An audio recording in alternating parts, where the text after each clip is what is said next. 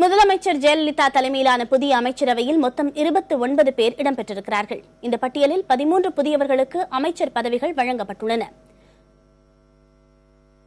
ஆளுநர் மாளிகை வெளியிட்டுள்ள செய்திக்குறிப்பின்படி முதலமைச்சர் ஜெயலலிதா பொதுத்துறை, இந்திய ஆட்சிப்பணி, இந்திய காவல் பணி, இந்திய வனப்பணி, பொது நிர்வாகம், மாவட்ட வருவாய் அலுவலர்கள், காவல் மற்றும் உள்துறை ஆகியவற்றிற்கு பொறுப்பு வகிப்பார். ஓ பன்னீர்செல்வம் நிதித்துறை மற்றும் நிர்வாக சீர்திருத்த துறைக்கும், திண்டுக்கல் சீனிவாசன் வனத்துறைக்கும், எடப்பாடி பழனிசாமி பொதுப்பணி, நெடுஞ்சாலை மற்றும் சிறு துறைமுகங்கள் துறைக்கும், செல்லூர் கே ராஜு கூட்டுறவு மற்றும் தொழிலாளர் நலத்துறைக்கும் அமைச்சர்களாக பதவியேற்பார்கள் என அறிவிக்கப்பட்டுள்ளது.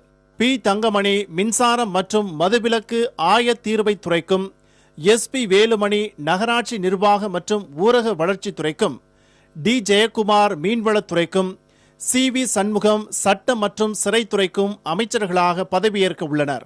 உயர்கல்வித்துறைக்கு KP அன்பழகனும், டாக்டர் வி சரோஜா சமூக நலன் மற்றும் சத்துணவுத்துறைக்கும், கருப்பண்ணன் சுற்றுச்சூழல் துறைக்கும், MC சம்பத் தொழில்துறைக்கும், R காமராஜ் உணவு மற்றும் இந்து சமய அறநிலையத்துறைக்கும், OS மணியன் ஜவுளி மற்றும் கைத்தறித்துறைக்கும், உடுமலை ராதாகிருஷ்ணன் வீட்டு வசதி மற்றும் நகர்ப்புற வளர்ச்சித்துறைக்கும் அமைச்சர்களாக இருப்பார்கள் என்றும் கூறப்பட்டுள்ளது.